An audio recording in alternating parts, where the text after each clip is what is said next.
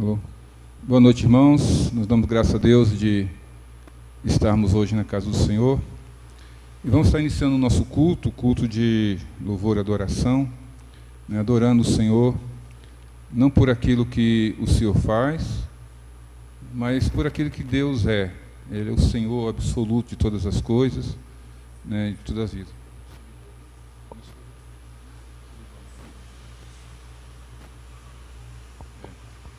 E eu convido os irmãos, então, a ficarem de pé. Vamos estar abrindo a nossa Bíblia no Salmo de número 25 e vamos fazer essa leitura de forma alternada.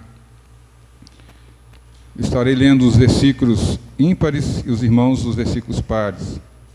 Salmo 25, esse salmo que nos convida a buscar a Deus como auxílio de cada um de nós. Diz assim o salmo, de pé, todo mundo de pé. A ti, Senhor, eleva minha alma. Em ti confio, ó meu Deus, não deixes de envergonhar, nem os meus inimigos. Com efeito, do que em ti esperam, ninguém será envergonhado. Envergonhados serão os que, sem causa, procedem traiçoeiramente.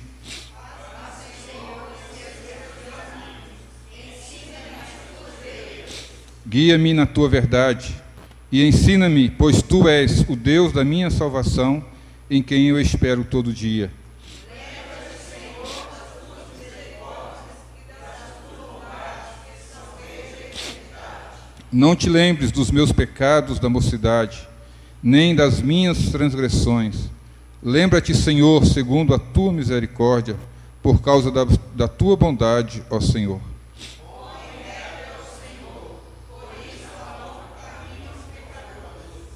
Guia os humildes na justiça e ensina os mansos o teu caminho. Todos os feridos do Senhor são a misericórdia e verdade, Amém.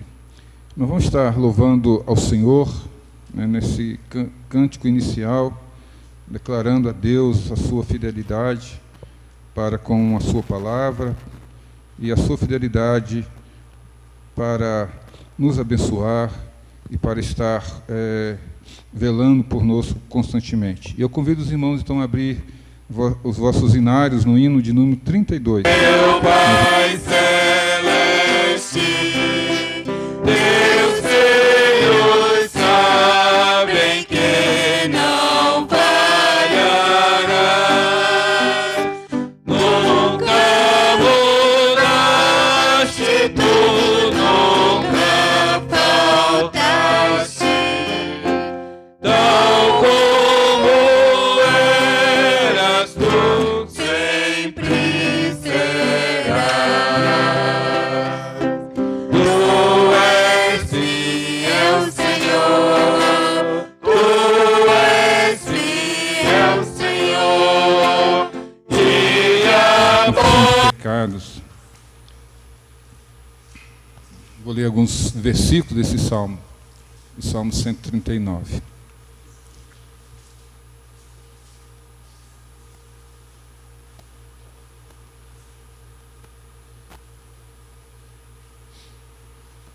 O verso 1 diz assim: Senhor, tu me sondas e me conheces.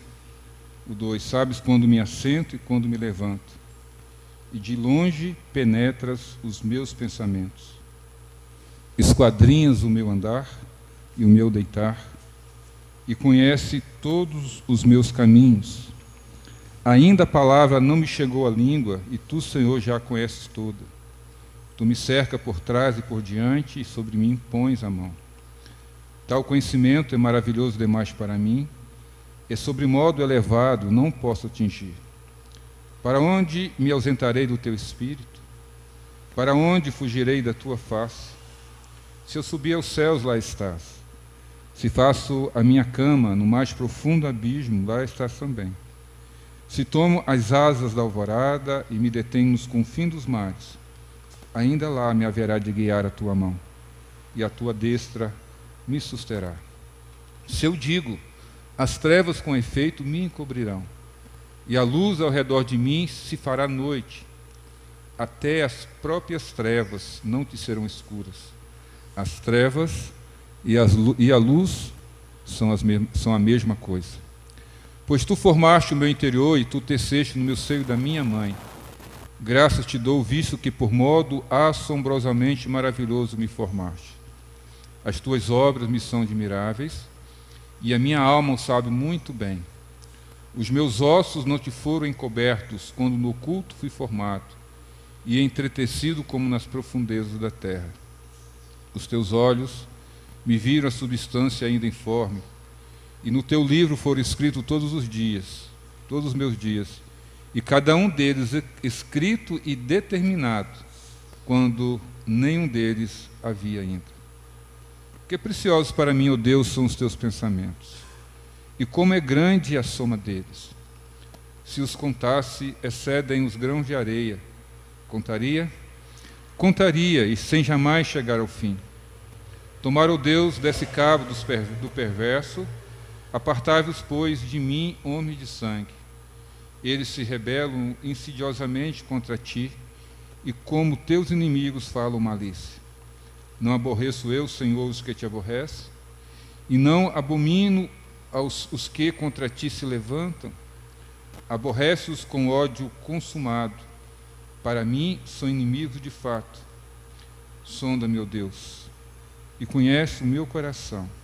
Prova-me e conhece os meus pensamentos. Vê se há em mim algum caminho mau e guie-me pelo caminho eterno. Irmãos, esse salmo ele nos dá conta de que nada há encoberto diante de Deus. Deus conhece tudo sobre nós. A nossa vida nem chegou ao fim, Deus já sabe toda a nossa vida, e diz que todos os nossos dias já estão determinados, quando nenhum deles existir. E isso se chama soberania de Deus. Deus é soberano sobre todas as coisas. Então a luz, as trevas, tudo é a mesma coisa para Deus, não há diferença para Deus. Às vezes há diferença para nós. Às vezes nós achamos que no escuro nós não podemos encontrar nada. Deus fala aqui que o escuro, luz, tudo é a mesma coisa. É interessante que o salmista no final ele falou assim: sonda o meu coração. Porque o que pode acontecer é que nós esquecemos de muitas vezes o nosso pecado. Nós ficamos atordoados, cansados de fazer tantas coisas durante o dia. Nós dividimos a nossa vida em tantas etapas, ou até aquele mesmo que acha que não faz nada, mas faz muita coisa. Nós pensamos tantas coisas. E o salmista diz: pode ser que em algum desses pensamentos, em algum dos atos que nós cometemos, podemos ter pecado. Por isso que Deus precisa sondar o nosso coração, sondar a nossa vida. E nós vamos orar ao Senhor agora. Nós vamos orar a Deus, confessando os nossos pecados. E todos nós pecamos. Não há um que não consiga pecar. Vamos confessar a Deus, o nosso pecado de muitas vezes, a nossa vida não ser uma vida que importa com Deus, que está alinhado a Deus, ou uma vida, como nós falamos de manhã, que não é reta, que não é íntegra diante do Senhor. Então vamos pedir perdão ao nosso Deus. E depois, na oração que eu vou fazer, vou estar dando graças a Deus por alguns irmãos. Vou estar dando graças a Deus pela minha vida. Eu estive no médico quinta-feira e está tudo jóia. Vou passar dos 100 anos. A notícia com a doutora Maria da Costa foi assim: ela teve tanta paciência, passou mais de 1 hora comigo, mostrando muitas coisas. Ela falou assim: se você tivesse vindo aqui, esses exames que você fez com o médico, o outro médico, não precisaria. O médico te deu tanto medo, que você não precisava ter passado, porque você começou o tratamento aqui. Essas lesões que você tem é grave, mas você não vai morrer delas. Elas não são capazes de acabar com a sua vida. Pode ser que você tenha um infarto com uma outra artéria, com uma outra veia, pode acontecer, mas não dessas. Mas assim mesmo, para você ficar mais tranquilo, eu vou colocar mais 2 stands aí, você vai viver muito mais. Então voltei feliz, muito feliz, alegre e disposto a fazer muita coisa, né? Então, eu queria agradecer a Deus, porque Deus, Ele sempre tem sido fiel, sempre foi fiel na minha vida, ainda nos momentos que eu peco, que eu distancio, mas Deus nunca me abandonou. Também eu quero dar graças a Deus pelo Valério. Ele estava me falando agora mesmo que passou 4 dias internado, né? Ele com infecção, e ele falou que Deus falou muito no coração dele com a música Ressuscita-me, né? E da Aline Barros, né? E ele sentiu como uma pessoa ressuscitada. Eu falei que ele está até mais alegre hoje. Então, essas experiências assim com Deus. Agora, e depois desse cântico nós vamos orar, e depois eu vou fazer uma oração intercessória. Se você também quiser oração intercessória, pode pedir, e que nós iremos fazer essa oração. Nós vamos cantar: se confessarmos os nossos pecados, Ele é fiel e justo para nos perdoar.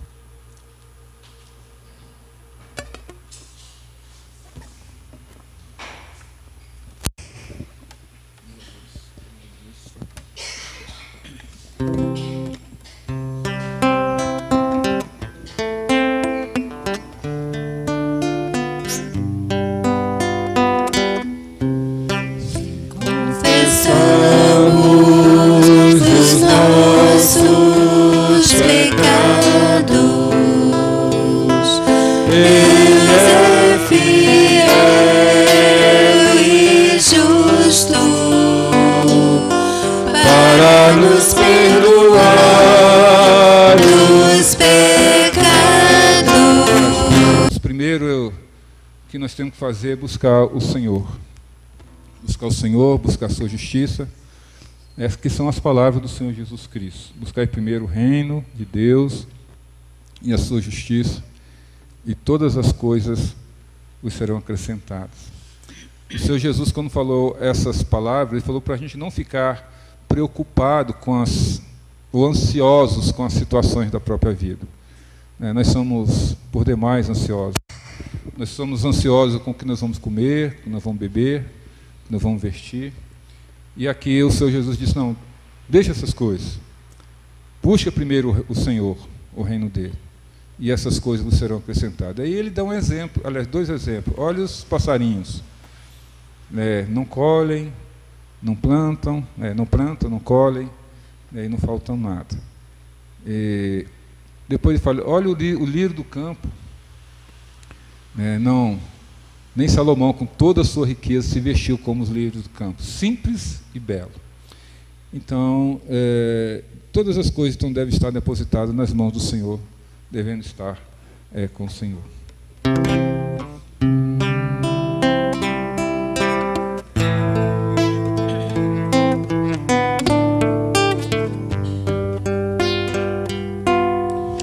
Buscai primeiro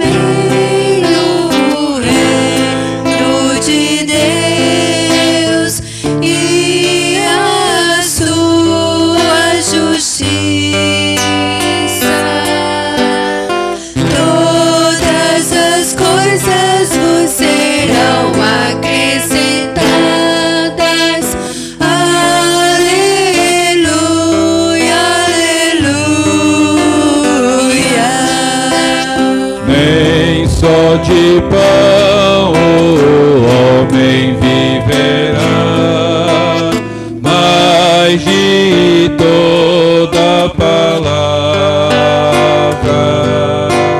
que procede da boca de Deus. Aleluia, aleluia.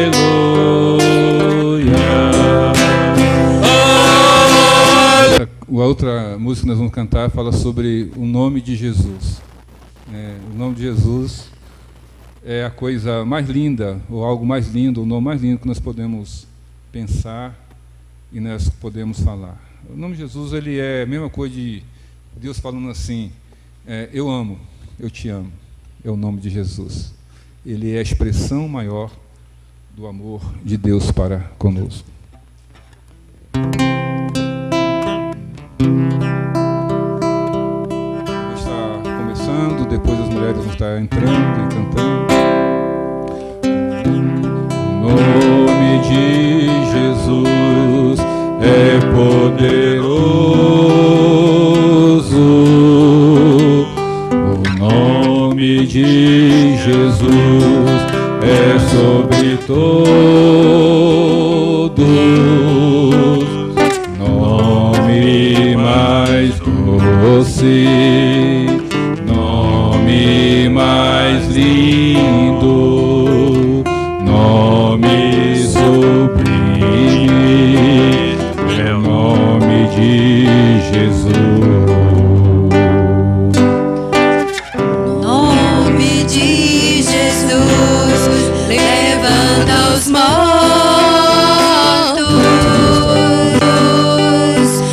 Nome de Jesus sara os feridos.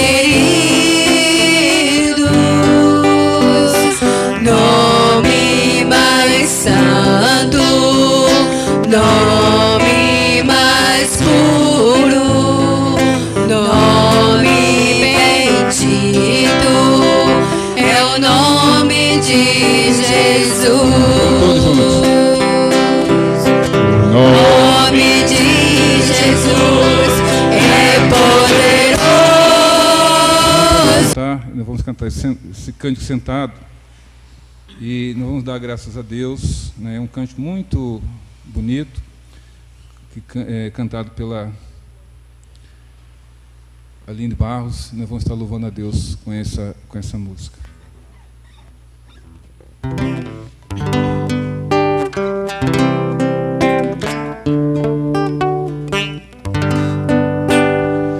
Graças eu te dou, Pai,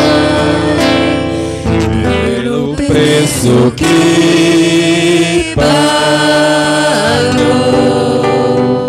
sacrifício de amor que me comprou, ungido do Senhor.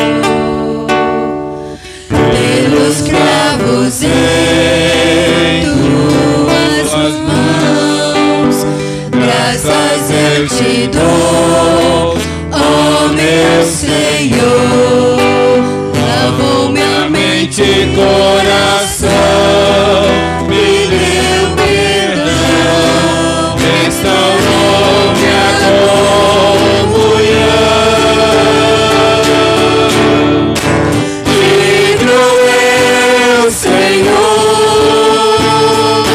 Sobre o trono estás,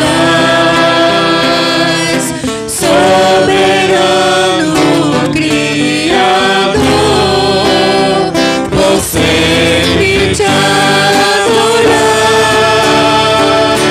elevo minhas mãos ao Cristo que venceu, Cordeiro de Deus morreu por mim, mas ressuscitou. Deus, oração de adoração ao nosso Deus. Graças te dou, ó Deus, por todas as bênçãos que Ele nos concedido. Graças te dou, Pai, por essa liberdade de te louvar-te. Que nós possamos ter essa liberdade sempre. Fica conosco em nome do amor de Jesus Cristo. Amém. Amém. Tira aqui.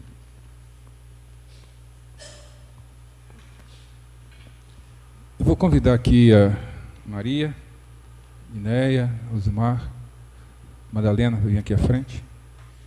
Vamos estar dando posse a SAF, são as irmãs que foram eleitas. Eu não sei se tem mais alguém, tem? Aqui que eu falei? Não, que está presente. O nosso ano eclesiástico começou no dia 1º de dezembro. Pode passar aí no meio desse fio aí, dá para não cair. Começa no dia 1º de dezembro. Hoje também é a posse do conselho. Não tem nenhum presbítero na igreja hoje. Nenhum. Não é difícil, né? Nenhum presbítero. Mas aqui nós temos a Maria, presidente da SAF, a Dineia, é vice, Dineia?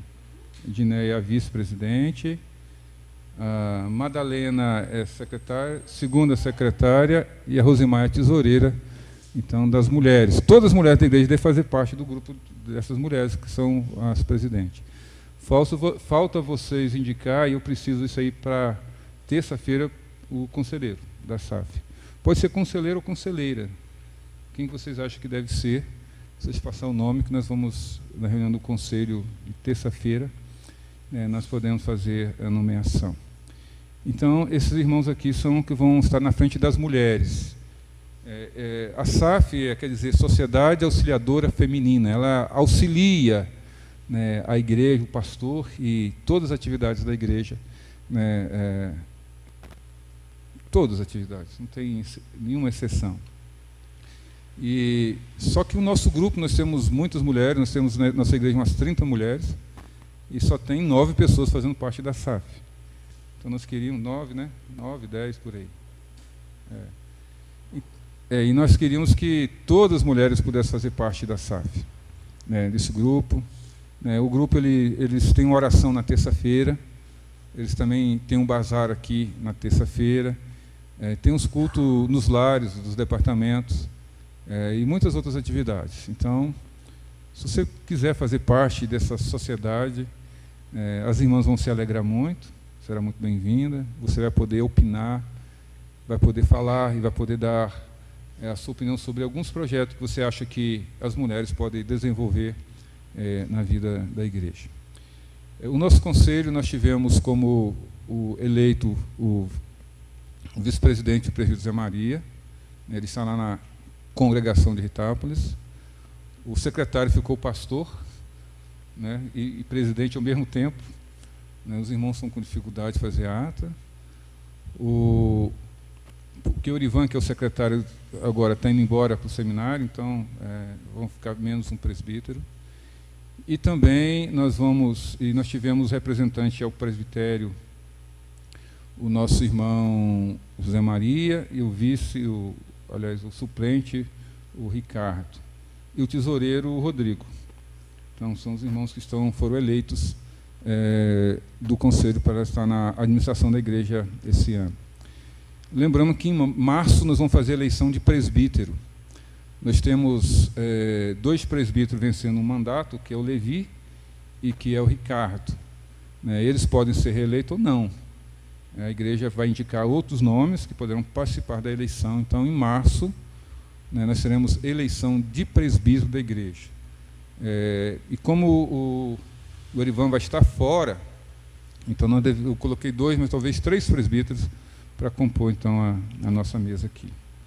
Vou estar orando e Deus assim vai estar abençoando vocês nessa tarefa que foi confiada a vocês nesse ano de 2019.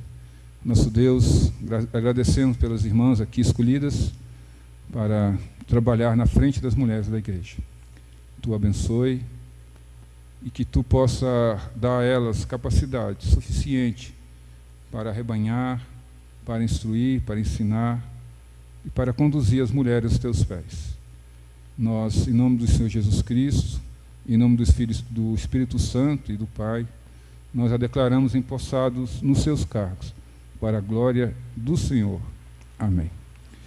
Assim, irmãos, vocês estão empossados nos seus cargos, né, e já exercendo desde ontem, né, as suas atividades. Que Deus abençoe, tá, e possa conceder muita graça na vida de vocês. Acho que você vai por aqui. João 5, de 1 a 18.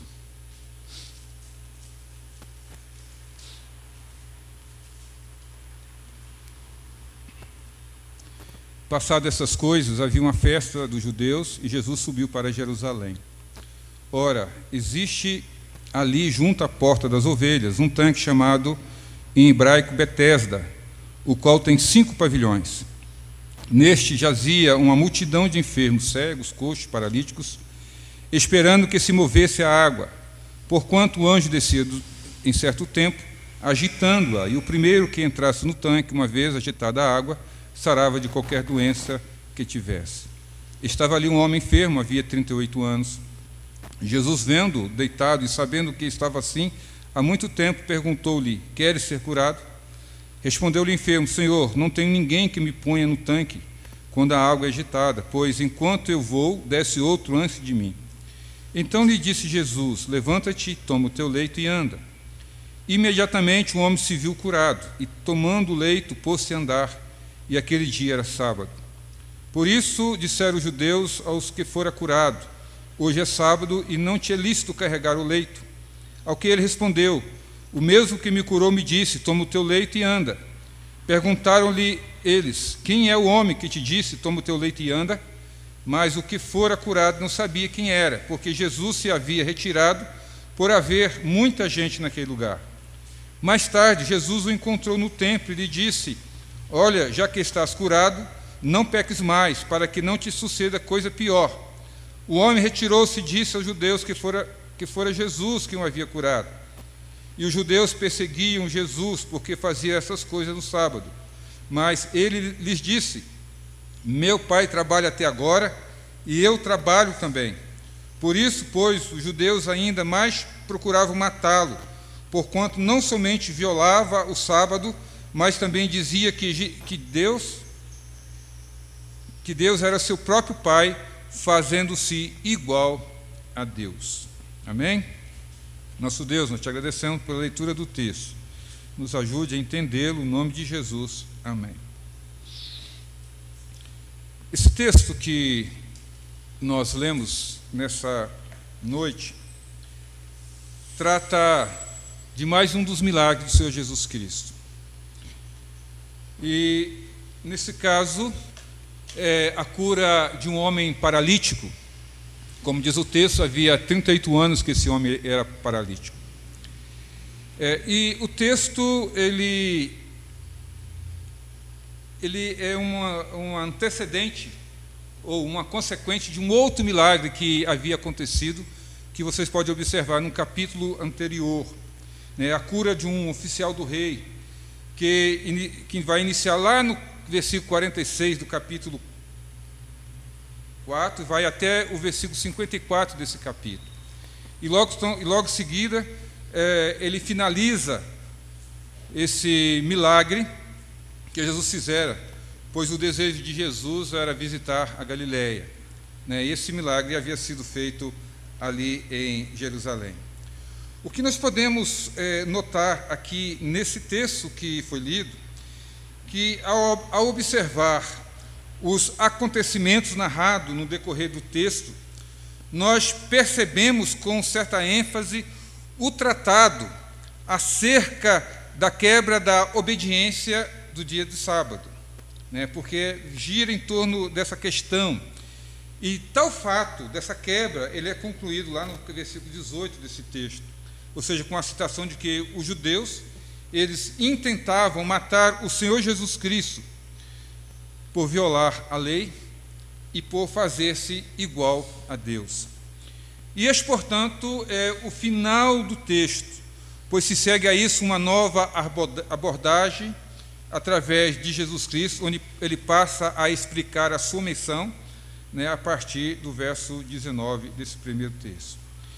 Então, esse texto de João, ele é um texto no qual nós encontramos alguns detalhes que não é muito diferente de outros detalhes que nós encontramos nas mesmas passagens, nos outros milagres que Jesus fez.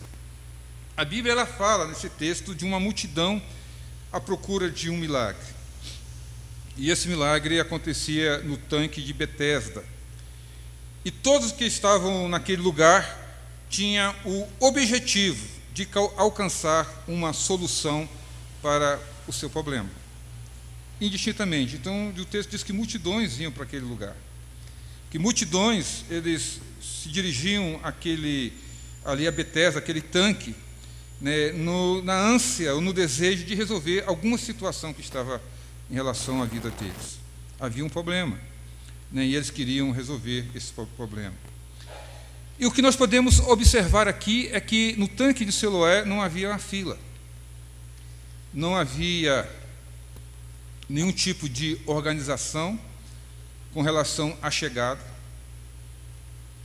O que nós podemos perceber que também não havia uma triagem para definir a gravidade do problema de cada um. E nem mesmo existia privilégios ancorados nos possíveis contatos de relacionamentos muito típicos dos nossos dias. Não existia o amigo do doente, que pudesse passá-lo na frente das outras pessoas. Então nós podemos perceber que era um lugar que não havia uma organização. Naquele lugar era cada um por si. Deus por todos, mas a cada um por si. Aquele que entrasse primeiro na água, ele recebia então essa bênção, que era a resolução dos seus problemas.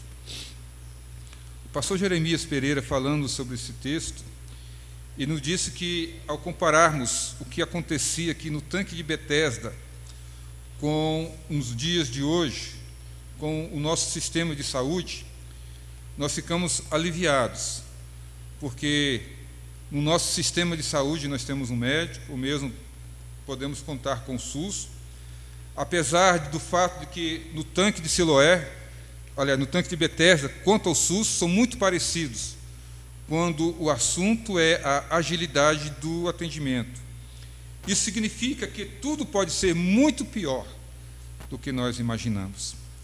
No lugar onde a expectativa de cura se baseava-se na esperança de um milagre muito parecido com um show de talentos, ou com as habilidades pessoais que podiam fazer toda a diferença. E aqui, aquele que era mais habilidoso a entrar naquelas águas, quando era removida pelos anjos, agitada pelos anjos, então ele recebia a cura.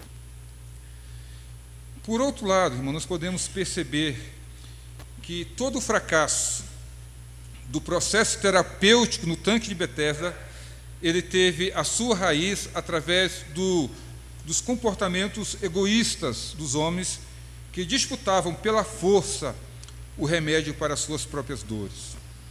Sem considerar a crise do enfermo, que guardava a sua própria cura, podemos perceber que é exatamente nesse ambiente que Deus se faz homem, é que Deus aparece e que faz a pergunta: queres ser curado?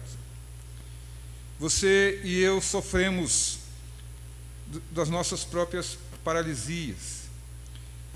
E, de um modo muito parecido com aquele paralítico, nós ficamos, às vezes, por anos, aguardando que alguém nos ajude a descer as águas para alcançar a cura. E, às vezes, alguns irmãos estão há tanto tempo na vida da igreja, apenas esperando um momento de ser curado. Não toma uma atitude, não toma um gesto, não faz alguma coisa que possa ajudá-lo a sair da situação, mas simplesmente ficam esperando a que alguém os ajude a descer aquelas águas. No caso aqui, a paralisia já durava 38 anos, diz o verso 5. Mas Jesus observou e se compadeceu e alterou a história de um homem. E aquele milagre é hoje inspirado para podermos contar o que Jesus fez àquele homem e o que Jesus pode fazer a cada um de nós. A história também ela nos revela que as oposições do ex-paralítico elas se limitam ao fato de o mesmo carregar o leito no sábado. Ao que ele respondeu: aquele que me curou disse que para carregar o leito no sábado. Ou seja, essa é com certeza uma das mais emocionantes e mais conhecidas histórias do livro de João. Além disso, essa história traz um aprendizado muito grande sobre os milagres de Jesus em nossas vidas. Ele nos mostra que a solução dos nossos problemas, ele também depende de cada um de nós, de nós buscarmos a solução. E assim, irmãos, nesse texto eu observei 3 características importantes que nós podemos tomar para exercermos a esperança de termos também as nossas vidas curadas pelo Senhor Jesus Cristo. A primeira é que a esperança do crente ela é capaz de resistir ao tempo. Diz aqui o texto que aquele homem havia ali 38 anos estava à beira daquele lago, daquele tanque, que era uma grande piscina, esperando a cura. Há um escritor que nos diz que não há ventos favoráveis para quem não sabe para onde vai. Guilherme de Orange escreveu essas palavras. Ou seja, o homem, ele é vítima, ou vitima, estaciona em um ponto sombrio da vida, às vezes sem propósitos, às vezes sem alvos, às vezes sem alegria que transforma. Está a alguns metros do milagre, mas ele não consegue alcançar, porque é pesaroso e porque exige esforço.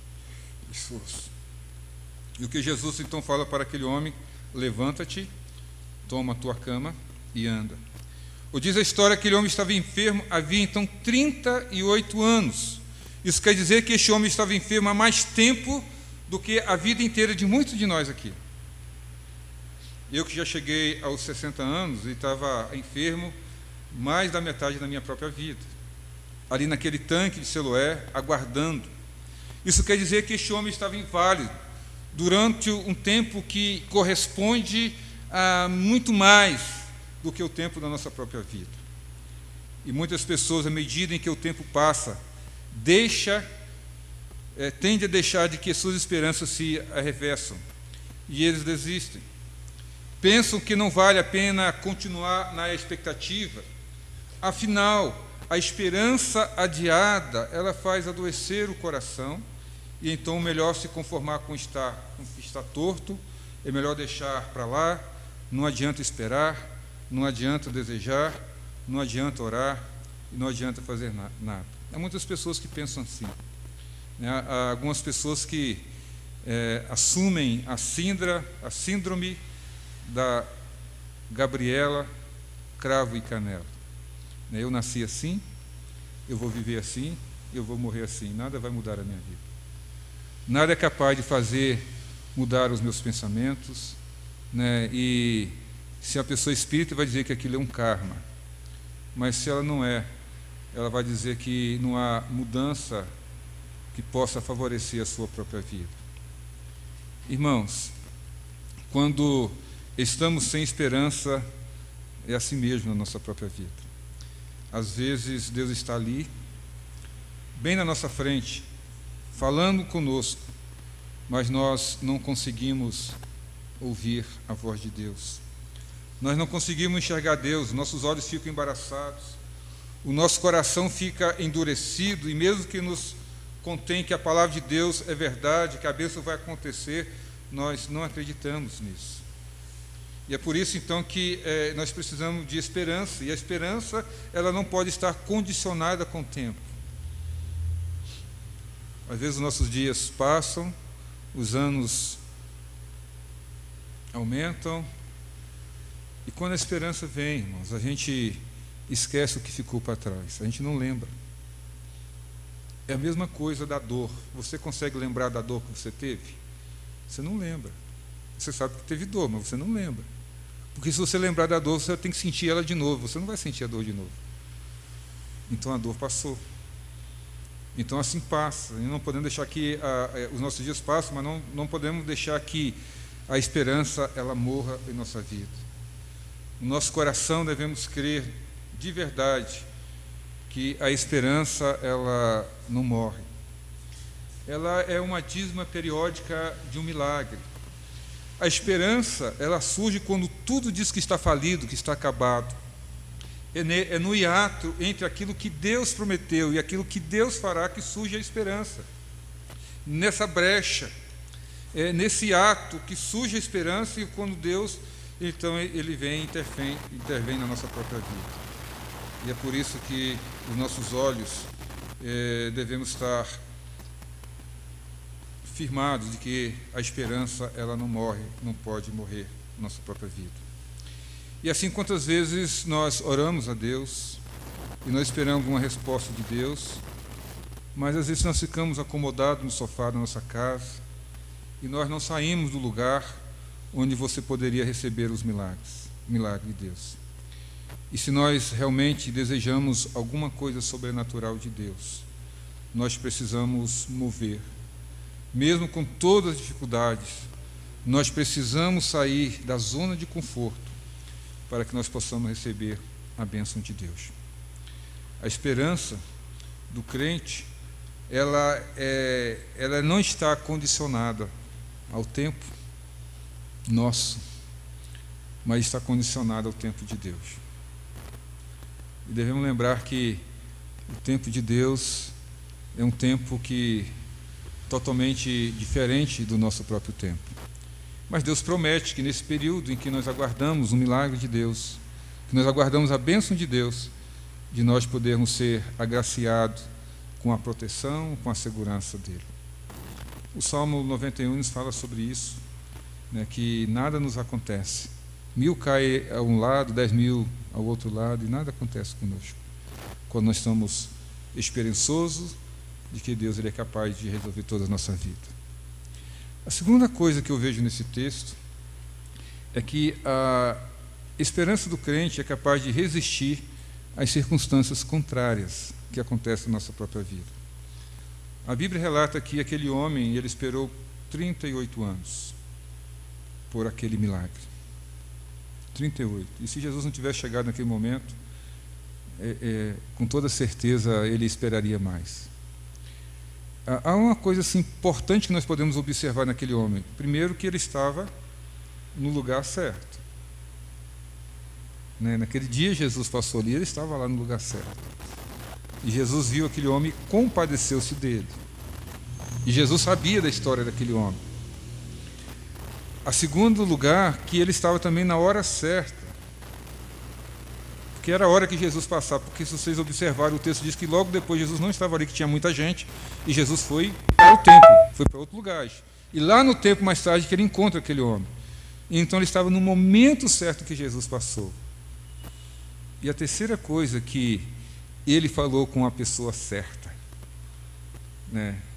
Se ele tivesse falado antes com os doutores da lei, não tinha acontecido nada. Ele falou com Deus. Ele falou com a pessoa certa. Ou seja, o que nós podemos perceber é que a gente chega, às vezes, a uma certa idade, e nós já perdemos muitas vezes a conta de quantas vezes nós nos entristecemos, de quantas vezes nós choramos, de quantas vezes nós nos desanimamos, e de quantas vezes nós nos ansiamos por algo que pareceu demorar para acontecer na nossa vida. Os anos passam e a gente se entristece, parece que nada acontece na nossa vida. E parece que as coisas não caminham como eu gostaria que caminhasse na minha própria vida. Por isso, quando Jesus pergunta a esse homem, você quer ser curado? Ele responde, Senhor, eu não tenho com quem me ponha na água quando ela é agitada, pois enquanto eu vou indo, sempre chega alguém antes de mim. Veja aqui, irmãos, o ponto de vista deste homem prático. Este homem simples não tinha como chegar à água. Ele não conseguia sozinho e não tinha ninguém que o ajudasse, que o colocasse naquele lugar. Mas ainda assim ele estava lá. Ainda assim ele tinha esperança de que alguma coisa acontecesse, E parece que isso chega a ser até um pouco engraçado, até um pouco incrédulo. Isso porque eu sei que existem certas coisas na vida que a gente tenta de tudo, que a gente usa todos os recursos, e a uma certa hora nós chegamos à conclusão que não tem remédio para aquela situação. Não tem remédio. Eu já vi muitas pessoas dizerem assim em relação a outras: aquela pessoa não tem jeito, não tem remédio, não tem solução, vai ficar assim para o resto da vida. Perde a esperança. E talvez no seu coração você diga que aquilo que você esperava não aconteceu. Às vezes, aquilo que nós esperamos, como por exemplo os filhos de Deus, se sentem tão decepcionados diante da própria vida. A bênção prometida parece que Deus não a realizou. A bênção de Deus invocada sobre o seu casamento muitas vezes passou de longe. E as coisas não acontecem como deveria acontecer, e cada vez o casamento deságua mais. A conversão do marido que tem um coração duro, um coração que não amolece, e que você ora tanto, e que você pede tanto, e nada aconteceu, e anos, e mais anos, você orando, e nada acontece. Os filhos estão longe de Deus, e por mais que você faça alguma coisa, por mais que você peça alguma coisa, por mais que você sonha em você ter o texto da Bíblia que eu e minha casa vamos servir ao Senhor, serviremos ao Senhor, isso não tem acontecido. O emprego que você precisa, ele não chega. A bênção que você precisa, ela não aparece. E a vitória sobre certo pecado, sobre certas disposições do seu coração, não acontece. E é por isso que nós temos que ter aquilo como respondeu aquele rapaz. Senhor, não adianta, eu estou aqui há 38 anos, mas não há ninguém que me ajude, não há ninguém que vele por mim, não há ninguém que caminha comigo, porque eu estou tentando, eu estou orando, eu estou pedindo, eu estou suplicando, mas nada acontece, porque na hora que as águas são agitadas, ninguém me ajuda, vem um outro e entra e pega a bênção. E às vezes ele está falando, aquela bênção era minha, eu estava tão perto, às vezes era só mergulhar, mas não deu tempo, o outro correu, o outro chegou, o outro foi abençoado. E às vezes nós ficamos olhando para a vida das outras pessoas e nós mesmos falamos, porque fulano é abençoado, porque a bênção de Deus está, e eu estou orando tanto, porque o filho do fulano converteu, o marido converteu, a esposa converteu, e a minha nada acontece. Há quanto tempo estou assim? E nada acontece.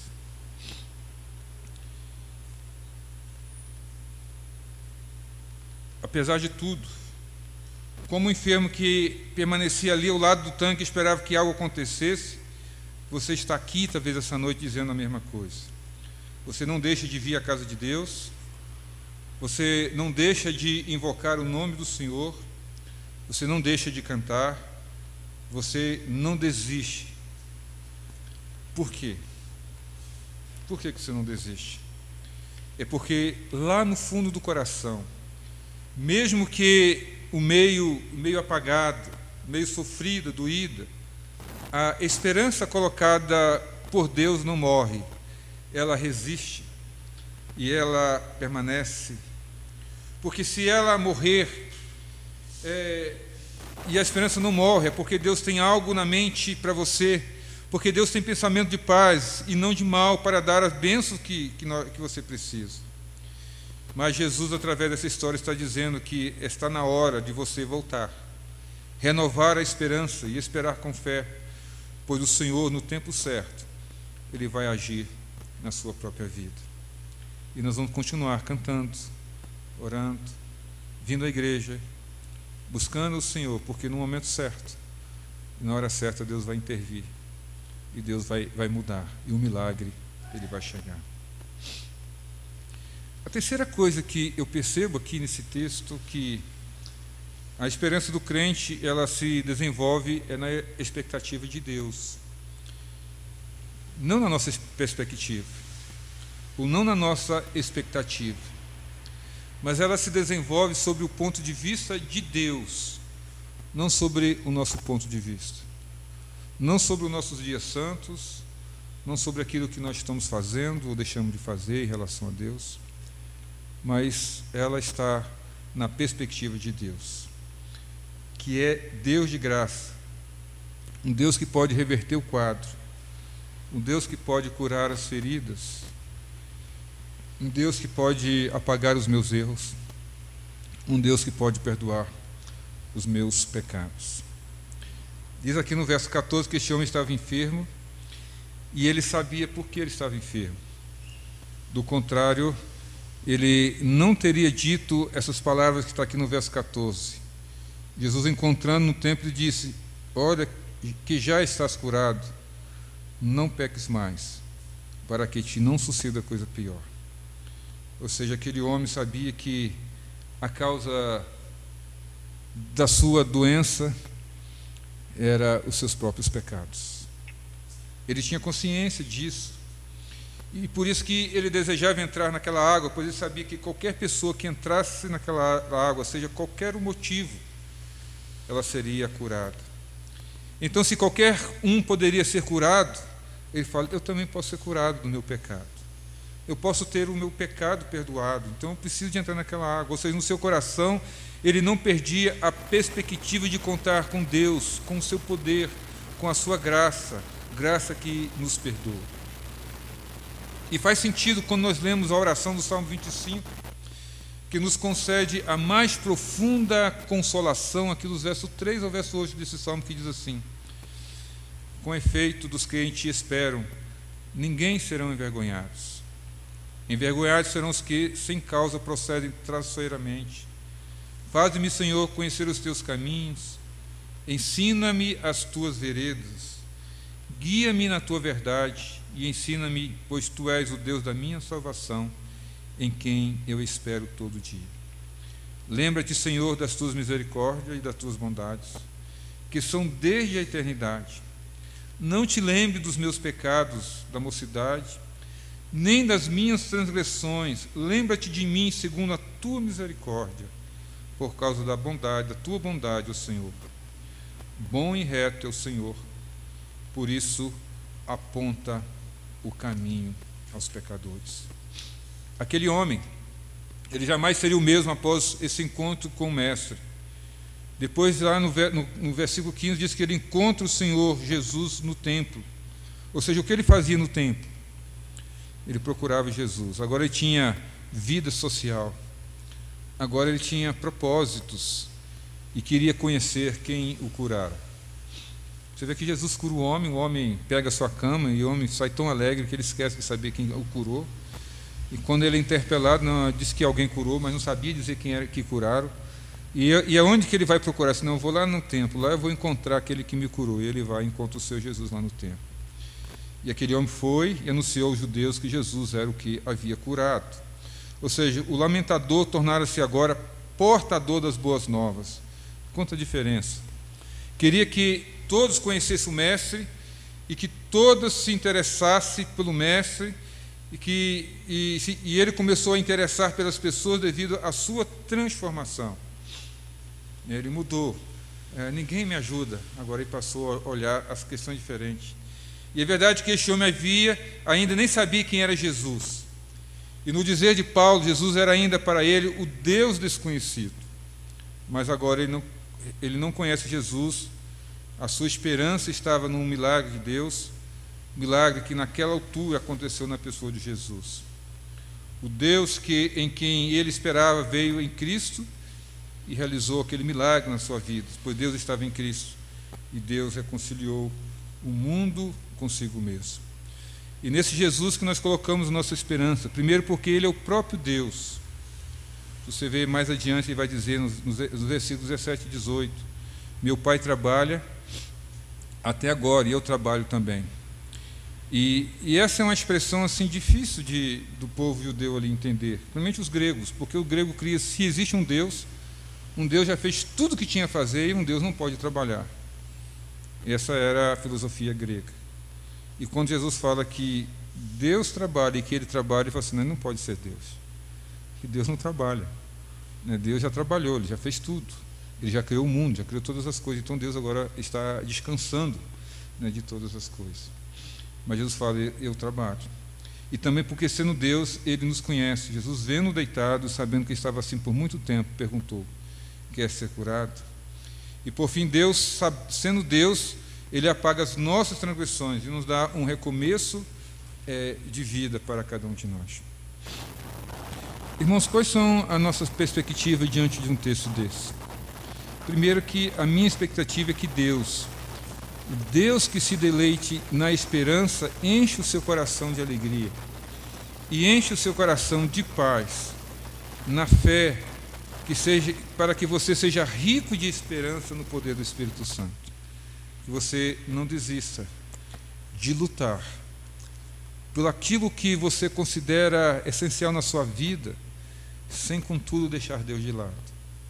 Lutar pela família, lutar pelo trabalho, lutar pelo sucesso, lutar pela conclusão dos seus estudos, lutar pelo emprego que dá dignidade à sua casa. Não deixar de lutar e ter esperança. A segunda coisa que eu quero que você entenda é que há um Deus que fala individualmente com cada um de nós. Ele fala com você, e quando Ele fala, a sua vontade permanece para sempre. E o que Ele diz vira história, vira fato e vira vida. Essa segunda questão. A primeira é que nós não podemos perder a esperança que Deus ele vai atender às nossas orações no momento certo, na hora certa dele, no momento dele, não no nosso momento, mas também que Deus ele nos conhece e Ele fala conosco, Ele conhece a nossa vida e Ele vai mudar a nossa história e vai virar o fato. Domingo passado o Luciano falou assim: pastor, tem um milagre para contar para o senhor. Eu já sabia do milagre, o Heron já havia me contado do milagre. E ele falou assim: pastor, eu recebi o aviso prévio da empresa que eu estava trabalhando. O Luciano ele cuida da esposa, dos filhos, da filha, com os netos, um monte de gente na casa dele. Ele deve ter umas 500 pessoas lá, né? Um monte de gente. Falei assim, e eu acabei de receber o aviso prévio. Alguém ligou lá da Universidade Federal e eu recebi um novo emprego. Eu sou o jardineiro do CETAM. Eu cuido lá das plantas, das flores, lá do CETAM. E ele falou: isso é um milagre, pastor. É um milagre que Deus me deu na minha vida. Deus sabe que eu ia precisar tanto desse emprego. E um emprego melhor do que eu estava. E ele estava assim, feliz. Era aniversário da igreja, a gente não deu... teve a oportunidade de conversar muito com ele, mas ele estava assim, feliz como Deus havia feito na vida dele. Jesus disse aqui para aquele homem: levanta-te, e ele faz com que a nossa história seja uma história verdadeira. E o homem se vê levantando, se vê apanhando o leito, andando, porque ele creu na palavra de Jesus. Eu não sei como está o seu coração nessa noite, com que o Espírito você tem recebido essa palavra. Talvez você esteja começando a cansar de crer, e quando isso acontece, muitas vezes é o cinismo e é a indiferença. A quem esteja nessa situação, ouve as mensagens por hábito, sem, no entanto, trazer consigo grandes expectativas. Outros, no entanto, recebem a palavra cheio de esperança, apesar de estar cheio de dores, de lutas, de medos, de frustrações recentes. Aos que estão descrentes, incapazes de orar, de lutar, de aguardar as mudanças, e em nome de Jesus, permita-se crer num Deus que intervém. O nome de Jesus, Ele é poderoso. Nós cantamos isso. Sara as feridas. Ele cura as nossas enfermidades. Um nome lindo, um nome maravilhoso, que Ele muda a nossa história. E ainda diz aqui que aquele homem imediatamente se viu curado, tomando a sua cama e pôs-se a andar. E aqui uma coisa assim bastante interessante. A gente não precisa de correr, a gente precisa de andar. O homem andou. Nós não precisamos de ter pressa, porque na hora que Deus intervém, é o momento certo. Precisamos de andar e não de correr. Não precisa de ter tanta pressa. É buscar a Deus, que Deus vai fazer. Quem sabe tem que andar na direção daquele filho perdido, daquela filha que foi humilhada, da esposa que foi maltratada, do marido que foi incompreensível.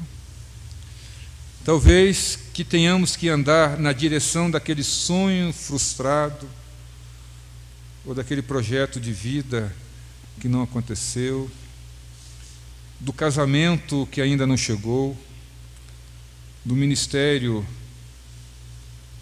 que não frutificou e que virou apenas memória frustrada e envergonhada porque não deu certo. Às vezes precisamos caminhar nessa direção, na direção de um alvo, de um propósito, voltar a sonhar, voltar a ter sonhos. Seja como for, eu quero que você creia nisso. Essa esperança que cura a alma em Cristo, ela nos ensina a andar de novo. Toma o teu leito e anda. Toma os teus sonhos, as tuas frustrações e anda. Um dia, quando eu comecei a fazer o curso de mestrado em Ciência da Religião, a Sônia olhou para mim e falou assim: mas para que você vai fazer esse curso? Você já tem 60 anos, né? Para quê? Eu disse: é o sonho que eu tenho. Eu quero ser um mestre em Ciência da Religião, um sonho meu. Eu vou atrás dele. Vou correr atrás dele. E eu fico assim, escrevendo alguns artigos, porque o curso exige. E semana eu recebi a aprovação de um artigo que vai ser publicado pela PUC do Rio de Janeiro. Eu fico assim feliz da vida. Poder caminhar. Tem mais uma outra revista que vai publicar, a revista Reflexo, um trabalho que eu fiz sobre Orígenes de Alexandria. Isso vai motivando sonhos, correndo atrás dos sonhos que Deus tem proposto. E aí, talvez a senhora perguntou: mas você vai fazer o que com esse curso? Você vai dar aula? Eu não sei se eu vou dar aula, mas eu vou concluir algo que está no meu coração. Na sexta-feira nós resolvemos na nossa casa fazer um jejum pelo nosso filho. Eu estou vendo que alguma coisa está mudando, né? E nós todos lá em casa jejuamos. Eu, Sueli, e nós resolvemos também voltar a fazer o culto doméstico. Nós fizemos o culto de manhã e queremos fazer esse culto todos os dias. Meu filho estava lá no Rio e falou assim: não, papai, aqui também não vamos estar jejuando, porque nós cremos que Deus ele pode mudar a vida. Algumas coisas só com jejum e oração. Mas o sonho que nós temos é o sonho. Não é abandonar, mas é caminhar em direção, tomar aquilo que nos traz dor, aquilo que nos traz cansaço, aquilo que nos traz frustrações, e colocar sobre os nossos ombros e caminhar. Caminhar como? Na direção do Senhor. Colocar sobre Ele esse fardo que muitas vezes é sobre nós. E saber que Deus, Ele toma conta de nós. Irmão, que Deus nos abençoe. É que nós possamos não desistir de lutar diante dessas situações adversas que acontecem na nossa vida. A gente pode estar com o cabelo branquinho, mas a gente sabe que na hora que Deus chega, passou. O importante é daqui para frente.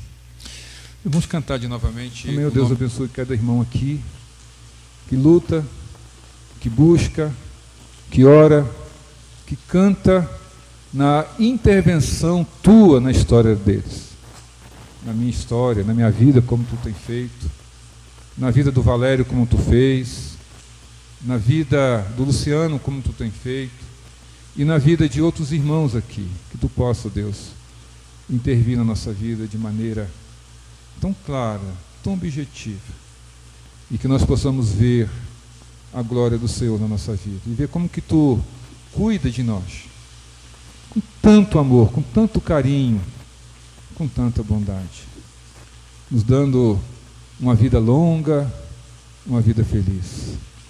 Nos ajude a caminhar, não a parar, não a estacionar, mas caminhar, ó Deus, em busca do filho, ou aqueles em busca do marido, ou em busca da esposa, em busca dos sonhos que cada um tem, e que nesse caminhar tu esteja caminhando junto com eles, dando força, até que cada um com o seu leito possa caminhar e possa encontrar com o Senhor Jesus Cristo, e possa mostrar e dizer ao mundo aquilo que tu fez na vida.